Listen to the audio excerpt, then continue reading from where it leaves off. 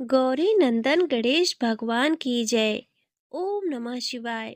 जय माँ अन्नपूर्णा।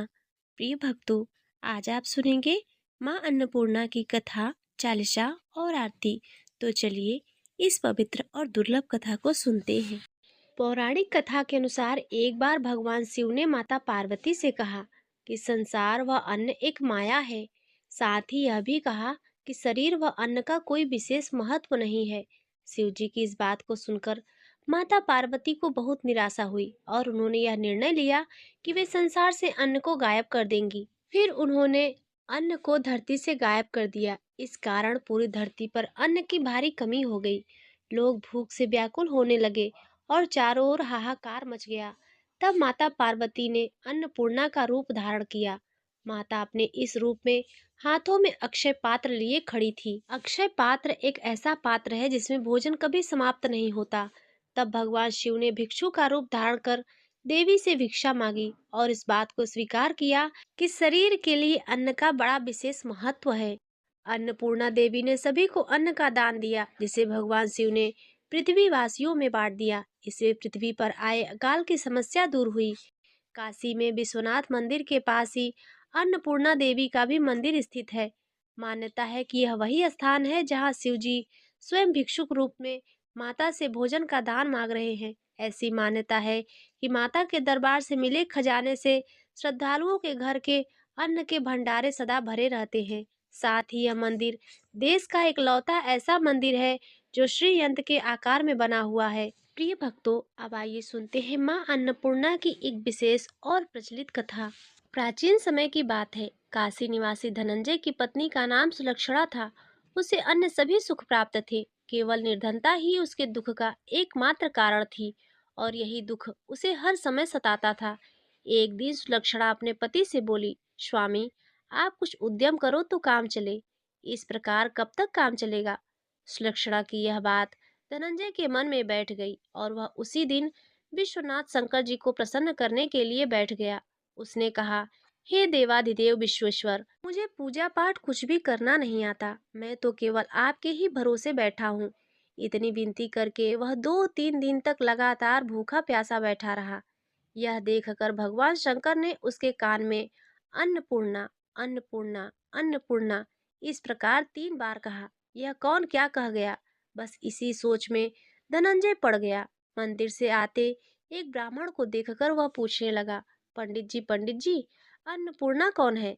तब ब्राह्मण ने कहा, अरे धनंजय, तू तो अन्न छोड़कर बैठा है, इसीलिए तुझे हर समय अन्न की ही बात सूझती है। जा, घर जाकर अन्न ग्रहण कर।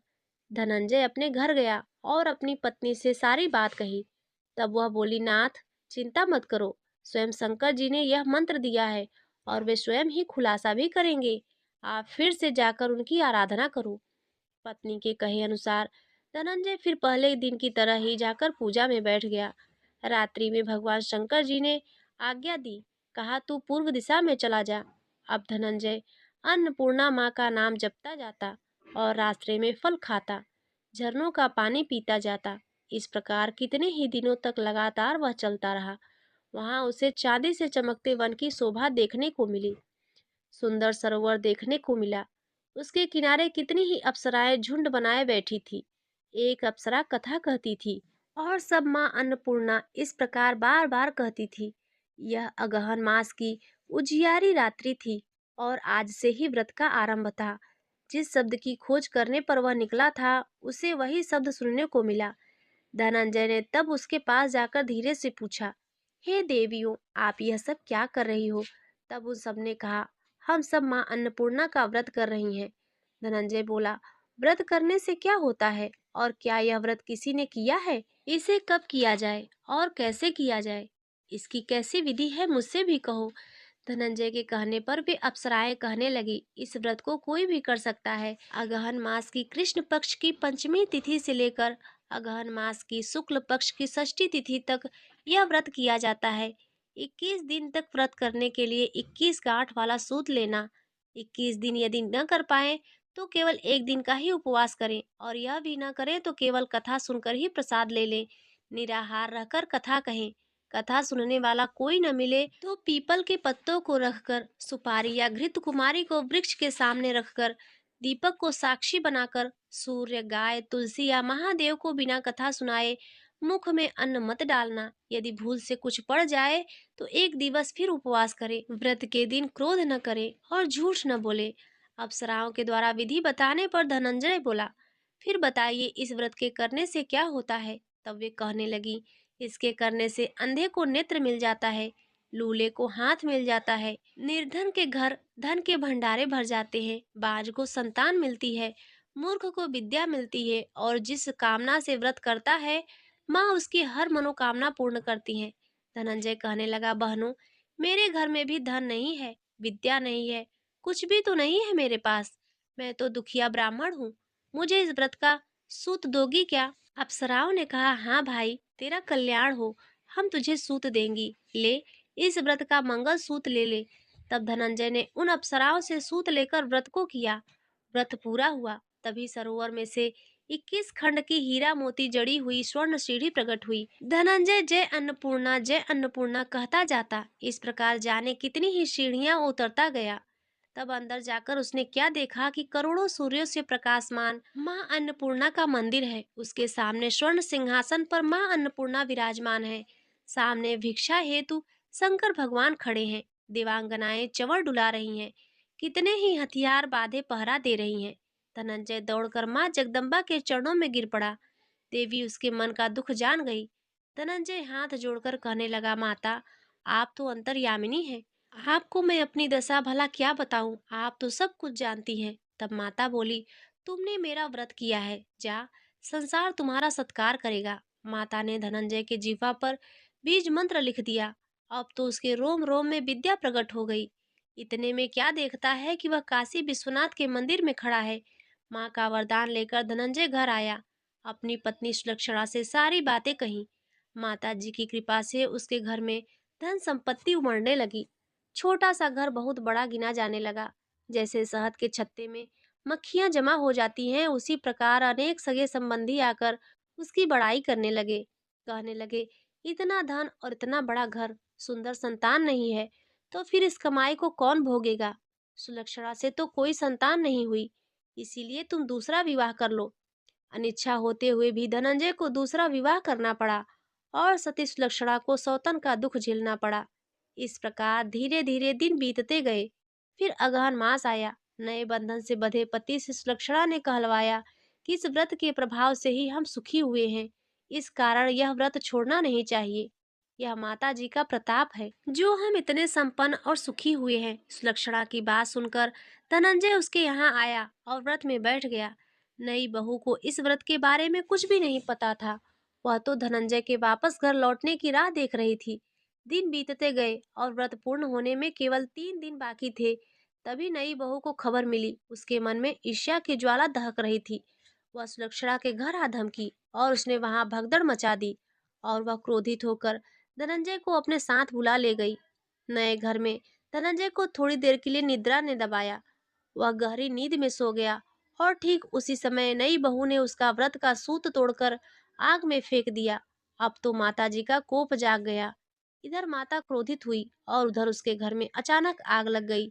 सब कुछ जलकर खाक हो गया। सुलक्षणा जान गई और पति को फिर अपने घर ले आई। नई बहू रूठ कर अपने पिता के घर जा बैठी। पति को परमेश्वर मानने वाले सुलक्षणा बोली, नाथ, घबराना नहीं, माता जी की कृपा अलौकिक है। पुत्र कुपुत्र हो सकता है पर माता कभी कुमाता नहीं होती, इसलिए आप श्रद्धा और भक्ति से आराधना शुरू करो, वे हमारा कल्याण जरूर करेंगी। धनंजय फिर माता के पीछे पड़ गया। फिर वही सरोवर सीढ़ी प्रकट हुई और उसमें वह माँ अन्नपूर्णा कहकर उतर गया। वहां जाकर माता के चरणों में करुण क्रंदन करने लगा, विलाप करने लगा। माता प्रसन्न होकर बोली, यह मेरी स्वर्ण की मूर्ति ले लो, उसकी पूजा करना, तू फिर सुखी हो जाएगा। जा, तुझे मेरा आशीर्वाद है। तेरी पत्नी सुलक्षणा ने श्रद्धा से मेरा व्रत किया है, उसे मैंने पुत्र का वरदान दिया है। धनंजय ने आंख खोली तो खुद को काशी विश्वनाथ के मंदिर में खड़ा पाया। वहां से फिर उसी प्रकार वह घर को आया। इधर सुलक्षणा गर्भवती हुई और 9 महीने पूरे होते ही उसके यहाँ पुत्र का जन्म हुआ। गांव में आश्चर्य की लहर दौड़ पड़ी।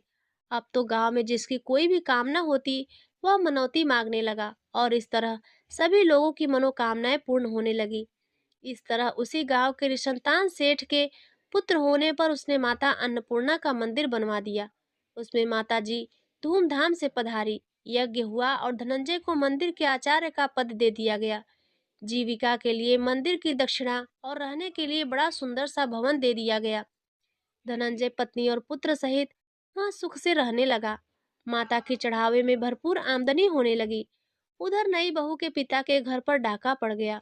सब कुछ लूट गया और वे भीख मांगकर अपना पेट भरने लगे।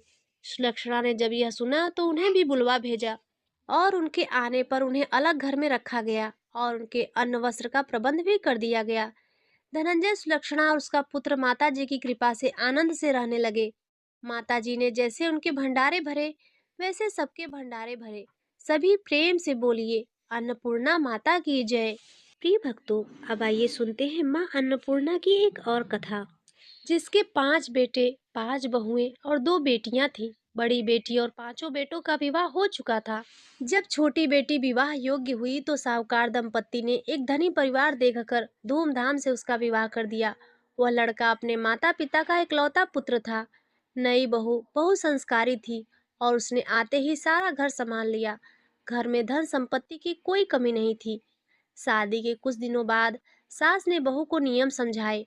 रोज सुबह नहाने के बाद सबसे पहले ठाकुर जी की पूजा करना, पहली रोटी गाय को और आखिरी रोटी कुत्ते को देना मत भूलना। बहू ने रसोई में प्रवेश किया और घर के 4 लोगों के लिए खाना बनाया। सास, ससुर और पति ने खाना खाने के बाद जब बहू खाने बैठी तो रोटी का डिब्बा खाली निकला। वह थोड़ी सी दाल और चावल खाकर रह गई। उसने सोचा कि शायद मैंने आटा कम लिया था। अगली शाम उसने 1 कटोरी आटा ज्यादा लगाया, पर फिर भी उसके लिए एक भी रोटी नहीं बची। वह फिर से सब्जी और पानी पीकर सो गई। दूसरे दिन भी उसने आटा ज्यादा लगाया, यह सोचकर कि आज तो रोटी बचेगी, लेकिन डिब्बा फिर से खाली निकला। वह दाल, चावल और रायता खाकर ही रह गई। वह समझ नहीं पा रही थी कि ऐसा क्यों हो रहा है और कौन है जो उसे रोटी खाने नहीं दे रहा है।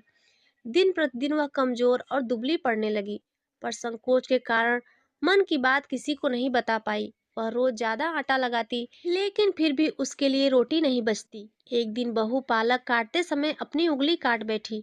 सास ने कहा, बहू आज तुम रोटी कैसे बनाओगी? तुम आज रहने दो, मैं आटा लगा देती हूँ। बहू ने कहा, सासू माँ आप आटा लगा दीजिए, रोटियां मैं बना लूंगी। सास ने आटा लगाया। बहू ने रोटी सब्जी बनाई और मन ही मन सोचा कि सास ने तो बहुत कम आटा लगाया है। मेरे लिए रोटी बचना मुश्किल है, इसीलिए मैं थोड़े से चावल उबाल लेती हूँ। सबके खाने के बाद जब बहू दुखी मन से खाने बैठी और उसने रोटी का डिब्बा खोला, उसमें 4 रोटियां पड़ी थी। वह बहुत खुश हुई और उस दिन उसने भर पेट खाना खाया। जब तक बहू की उंगली ठीक नहीं हुई तब तक सास ने आटा लगाया और बहू को रोज डिब्बे में रोटी मिलती रही। 8-10 दिन तक, जब तक बहू की उंगली ठीक नहीं हुई और उसने फिर से आटा लगाया तो रोटियां फिर से नहीं बची। वह फिर से दुखी और परेशान रहने लगी। एक दिन पति ने उससे पूछा, घर में किसी चीज की कमी नहीं है, खाना भी तुम ही बनाती हो, फिर भी तुम कमजोर क्यों होती जा रही हो? तुम्हें किस बात का दुख है? सच बताओ। संकोचवश वो बहू कुछ नहीं बोली। पति ने सोचा शायद वह अपने मायके को याद कर रही है। अगले दिन वह अपनी पत्नी को उसके मायके ले गया। साहूकार दंपत्ति ने खूब आव भगत की। दोपहर में माता पिता ने अकेले में बेटी से पूछा, तुझे ससुराल में क्या दुख है? तू इतनी कमजोर क्यों हो गई है? बेटी ने पूरी सच्चाई बताई। उसकी दादी ने कहा, बेटी तुम्हारे ससुराल के बीच में हमारा बोलना ठीक नहीं रहेगा। बेटी, तुमसे माँ अन्नपूर्णा नाराज है। अब की बार तुम पूरी बात अपने सास ससुर और पति को बता देना, तब सब ठीक हो जाएगा। साहूकार दंपत्ति ने बेटी और दामाद को धन देकर विदा किया। ससुराल आकर बहू ने सास और ससुर पति के सामने रोटी वाली पूरी सच्चाई बताई। सास को बात समझ में आ गई। सास बहू को रसोई घर में ले गई और आटे के डिब्बे में आटा निकाला। बहू के सामने आटा लगाने के बाद परात में एक कोने में गूथे हुए आटे को रखा और उस पर अपनी 5 उंगलियों का छाप छोड़ दिया। सास ने बहू से कहा, शायद यह मेरी गलती है कि मैंने तुझे नहीं बताया। बहू, यह चिन्ह माँ अन्नपूर्णा और माता लक्ष्मी का माना जाता है। ऐसा करने से घर में कोई भूखा नहीं रहता। उस दिन के बाद बहू आटा लगाने के बाद खुद की 5 उंगलियों का चिन्ह आटे पर छोड़ने लगी। उस दिन से बहू पर भी माँ अन्नपूर्णा और माता लक्ष्मी प्रसन्न रहने लगी। अब उसके लिए भी रोटियां बचने लगी और वह भी भर पेट भोजन पाने लगी। जय हो माँ अन्नपूर्णा की, जय हो माँ लक्ष्मी की। गूथे हुए आटे पर 5 उंगलियों का निशान माँ अन्नपूर्णा और माँ लक्ष्मी की कृपा का प्रतीक होता है। प्रेम से बोलिए लक्ष्मी नारायण भगवान की जय। यह कथा अन्न की महिमा और आटे का उंगलियों का निशान, जिसे कई क्षेत्रों में पांचा या पंचग्रासी कहते हैं, की महत्ता बताती है। प्रिय भक्तों, अब आइए सुनते हैं माँ लक्ष्मी की कथा, क्योंकि माँ अन्नपूर्णा की कथा के साथ माँ लक्ष्मी की भी कथा सुननी चाहिए। था। एक बार भगवान विष्णु जी शेषनाग पर बैठे बैठे उदास हो गए और धरती पर जाने का विचार बनाया। धरती पर जाने का मन बनाते ही विष्णु जी जाने की तैयारी में लग गए। अपने स्वामी को तैयार होता देखकर लक्ष्मी जी ने उनसे पूछा, हे स्वामी, आप कहाँ जाने की तैयारी में लगे हैं? जिसके उत्तर में विष्णु जी ने कहा, हे देवी, मैं धरती लोक पर घूमने जा रहा हूँ। यह सुनकर माता लक्ष्मी जी का भी मन धरती पर जाने का हुआ। उन्होंने श्रीहरि से इसकी आज्ञा मांगी। लक्ष्मी जी ने प्रार्थना करने पर भगवान जी बोले, आप मेरे साथ चल सकती हैं, लेकिन एक शर्त है। अगर आप धरती पर पहुंचकर उत्तर दिशा की ओर ना देखें, तभी मैं आपको अपने साथ लेकर जाऊंगा। यह सुनते ही माता लक्ष्मी जी तुरंत हाँ कर देती हैं और विष्णु जी के साथ धरती लोक पर जाने के लिए तैयार हो जाती हैं। माता लक्ष्मी जी और भगवान विष्णु जी सुबह सुबह धरती पर पहुंच गए। जब वे पहुंचे तब सूर्य देवता उदय ही हो रहे थे। कुछ दिनों पहले ही बरसात हुई थी, इसीलिए धरती पर चारों ओर हरियाली ही हरियाली थी। धरती बेहद ही सुंदर दिखाई दे रही थी, इसीलिए माँ लक्ष्मी जी मंत्रमुग्ध होकर धरती के चारों ओर देख रही थी। माँ लक्ष्मी जी भूल गई थी कि पति को क्या वचन देकर आई थी। अपनी नजर घुमाते ही उन्होंने सब उत्तर दिशा की ओर देखा। उन्हें पता ही नहीं चला। मन ही मन में मुग्ध हुई माता लक्ष्मी जी ने जब उत्तर की ओर देखा तो उन्हें एक सुंदर बगीचा नजर आया। उस ओर से भीनी भीनी खुशबू आ रही थी। बगीचे में बहुत ही सुंदर सुंदर फूल खिले हुए थे। फूलों को देखते ही माँ लक्ष्मी बिना सोचे समझे उस खेत में चली गई और एक सुंदर सा फूल तोड़कर लाई। फूल तोड़ने के बाद जैसे ही माँ लक्ष्मी जी ने भगवान विष्णु के पास वापस लौट आई, तब भगवान विष्णु जी की आंखों में आंसू भरे थे। माँ लक्ष्मी जी के हाथ में फूल देखकर विष्णु जी बोले, कभी भी किसी से बिना पूछे उसका कुछ भी नहीं लेना चाहिए। और साथ ही माँ लक्ष्मी जी को विष्णु जी को दिया हुआ वचन भी याद दिलाया। माँ लक्ष्मी जी को जब अपनी भूल का आभास हुआ तो उन्होंने भगवान के सामने इस भूल की क्षमा मांगी। विष्णु जी ने कहा कि आपने जो भूल की है उसकी सजा तो आपको अवश्य मिलेगी। जिस माली के खेत से आपने बिना पूछे फूल तोड़ा है, यह एक प्रकार की चोरी है। इसीलिए अब आप 3 वर्षों तक माली के घर नौकर बनकर रहो। उसके बाद मैं आपको बैकुंठ में वापस बुलाऊंगा। भगवान विष्णु जी का आदेश मानकर माता लक्ष्मी जी चुपचाप सर झुकाकर मान स्वीकार किया। जिसके बाद माँ लक्ष्मी जी ने एक गरीब औरत का रूप धारण किया और उस खेत के मालिक के घर गई। माधव नाम के उस मालिक का एक झोपड़ा था, जहाँ माधव पत्नी को, दोनों बेटों और 3 बेटियों के साथ रहता था। माता लक्ष्मी जी एक साधारण औरत बनकर माधव के झोपड़े पर पधारी तो माधव ने पूछा कि बहन, आप कौन हैं? तब माँ लक्ष्मी ने कहा कि मैं एक गरीब औरत हूँ। मेरी देखभाल करने वाला कोई नहीं है। मैं कई दिनों से खाना भी नहीं खाई हूँ। मुझे कोई काम दे दो। मैं तुम्हारे घर का सारा काम करूंगी और इसके बदले मैं आपसे अपने घर के एक कोने में आसरा दे देना। माधव बहुत ही अच्छे दिल का मालिक था। उसे उन पर दया आ गई, लेकिन उसने कहा, बहन, मैं तो बहुत गरीब हूँ। मेरी कमाई से मेरे घर का खर्च काफी कठिनाई से चलता है। लेकिन अगर मेरी 3 बेटियां हैं, उसकी जगह आप 4 बेटियां होती तो मुझे भी गुजारा करना पड़ता। अगर आप मेरी बेटी बनकर और जैसा रूखा सूखा हम खाते हैं उसमें खुश रह सकती हो तो मेरी बेटी अंदर है, जाकर वहीं रह लो। माधव ने माँ लक्ष्मी जी को अपने झोपड़े में शरण दे दी और माँ लक्ष्मी जी की 3 साल तक उस माधव के घर पर नौकरानी बनकर रही। कथा के अनुसार कहा जाता है कि जिस दिन माँ लक्ष्मी जी माधव के घर आई थी, उसके दूसरे ही दिन माधव को फूलों में इतनी आमदनी हुई कि शाम को उसने एक गाय खरीद ली। फिर धीरे धीरे माधव ने जमीन खरीद ली और सब ने अच्छे अच्छे कपड़े भी बनवा लिए।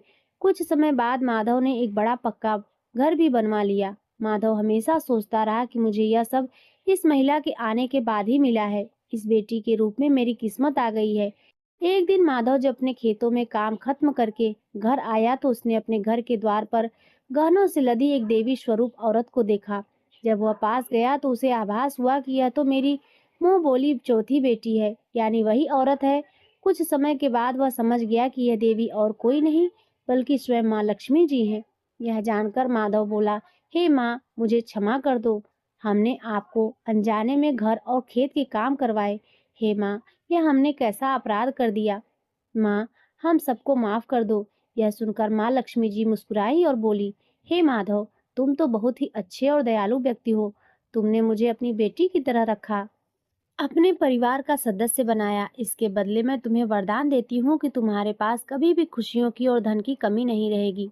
तुम्हें सारे सुख मिलेंगे जिसके तुम हकदार हो। इसके बाद माँ लक्ष्मी जी अपने स्वामी श्रीहरि के द्वारा भेजे रथ में बैठकर बैकुंठ लोक को चली गई। हे माँ, मेरी नम्र विनती है, जैसे माधव पर कृपा दृष्टि रखी वैसी ही कृपा दृष्टि हमारे समाज और देश पर भी रखना। कथा को सुनने वाले, सुनाने वाले और हुकारा भरने वाले सभी भक्तजनों पर रखना। तो प्रेम से बोलिए लक्ष्मी नारायण भगवान की जय। प्रिय भक्तों, अब आइए सुनते हैं माँ अन्नपूर्णा की चालीसा। माँ अन्नपूर्णा चालीसा। दोहा। विश्वेश्वर पद पदम की रज निज, शीस लगाए अन्नपूर्णे तव सुयस, बरनौ कभी मति लाए। चौपाई। नित्य आनंद करणी माता, वर अरु अभव भाव प्रख्याता, जय सौंदर्य सिंधु जग जननी, अखिल पाप हर भव भय हरनी। श्वेत बदन पर श्वेत बसन पुनि, संतत तू पद सेवत ऋषि मुनि। काशीपुराधीश्वरी माता, माहेश्वरी सकल जगत्राता, वृषभारुण नाम रुद्राणी, विश्व विहारिणी जय कल्याणी। पति देवता सुतित शिरोमणि, पदवी प्राप्त कीन गिरि नंदिनी। पति बिछोह दुख सही नहीं पावा, योग अग्नि तव बदन जरावा। देह तजत शिव चरण सनेहु, राख्यों जात हिम गिरि गेहूं। प्रगति गिरजा नाम धरायो, अति आनंद भवन मह छायो। नारद ने तब तो ही भरमायो, ब्याह करत हित पाठ पढ़ायो। ब्रह्मा वरुण कुबेर गनाए, देवराज आदि गहि गाए। सब देवन को सुजस बखानी, मति पलटन की मन मह ठानी। अचल रही तुम प्रण पर धन्या, की नहीं सिद्ध हिमाचल कन्या। निज को तब नारद घबराए, तब प्रण पूरण मंत्र पढ़ाए। करन हेतु तब तो ही उपदेशु, संत वचन तुम सत्य परखे हूँ। गगन गिरा सुनि तर न टारे, ब्रह्मा तव तुब पास पधारे। कहियूं पुत्र वर मागु अनूपा, देहूं आज तुम मति अनुरूपा। तुम तप कीन अलौकिक भारी, कष्ट उठायो अति सुकुमारी। अब संदेह छाड़ कसुमोसो, है सौगंध नहीं छल तोसो। करत वेद विद ब्रह्मा जानहु, वचन मोर यह साचा मानहु। तजी संकोच कहूँ निज इच्छा, देहौ मैं मनमानी भिक्षा। सुनि ब्रह्मा की मधुर बानी, मुख सो कछ मुस्काए भवानी। बोली तुम का कहूँ विधाता, तुम तो सबके सृष्टा धाता। मम कामना गुप्त नहीं तोसो, कहवावा चाहूँ मोसो। दक्ष यज्ञ मह मरती बारा, शंभुनाथ पुनि होही हमारा। सो अब मिलही मोहि मन भाए, कहीं तथास्तु विधि धाम सिधाए। तब गिरिजा शंकर तब भयहूँ, फल कामना संसेव गयहूँ। चंद्र कोटि रवि कोटि प्रकाशा, तब आनन मह करत निवासा। माला पुस्तक अंकुश सोहे, कर मह अपर पास मन मोहे। अन्नपूर्णे सदा पूर्णे, अज अनवग अनंत पूर्णे। कृपा सागरी क्षेम करी माँ, बव विभूति आनंद भरी माँ। कमल बिलोचन विलसित भाले, देवी कालिके चंडी कराले। तुम कैलाश माही है गिरजा, बिलसी आनंद शांत सिंधुजा। स्वर्ग महालक्ष्मी कहलाई, मत्स्य लोक लक्ष्मी पद पाई। बिलसी सब मह सर्व स्वरूपा, सेवत तो ही अमरपुर भूपा। जो पढ़े यह तव चालीसा, फल पायहि शुभ साखी ईसा। प्रात समय जो जन मन लायो, पढ़ी है भक्ति सुरुचि अघिकायो।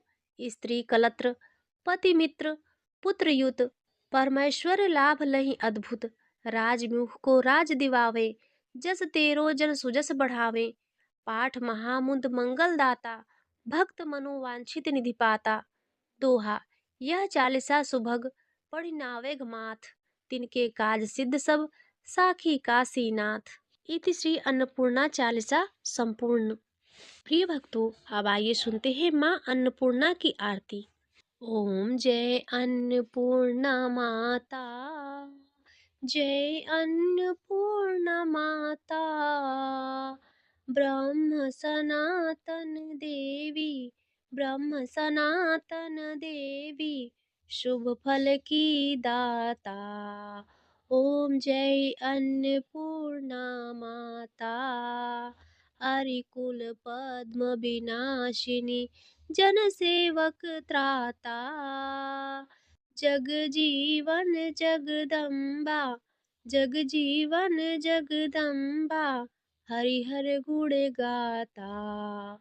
ओम जय अन्नपूर्णा माता, सिंह को वाहन साजे, कुंडल है साथा, देव वृंद जश गावत, देव वृंद जश गावत, नृत्य करत ताथा।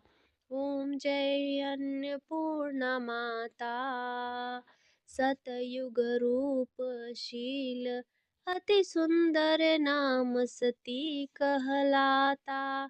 हेमांचल घर जनमी, हेमांचल घर जनमी, सखियन संग राता। ओम जय अन्नपूर्णा माता, शुंभ निशुंभ विदारे, हेमाचल स्थाता, सहस्त्रभुजा तनुधरि के, सहस्त्रभुजा तनुधरि के, चक्र लियो हाथा। ओम जय अन्नपूर्णा माता, सृष्टि रूप तू ही है जननी, शिव संग रंग राता, नंदी भृंगी बिन लई है, नंदी भृंगी बिन लई है, हे मद माता। ओम जय अन्नपूर्णा माता, देवन अरज करत, तव चित को लाता, गावत दे दे ताली, गावत दे दे ताली, मन में रंग राता। ओम जय अन्नपूर्णा माता, श्री प्रताप आरती मैया की, जो कोई गाता, मैया जो कोई गाता, सदा सुखी नित रहता, सदा सुखी नित रहता, सुख संपत्ति पाता।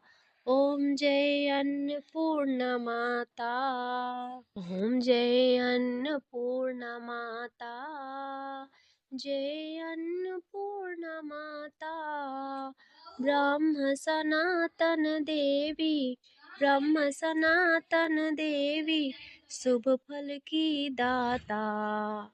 ओम जय अन्नपूर्णा माता। प्रेम से बोलिए माँ अन्नपूर्णा की जय, गौरी शंकर भगवान की जय, लक्ष्मी नारायण भगवान की जय।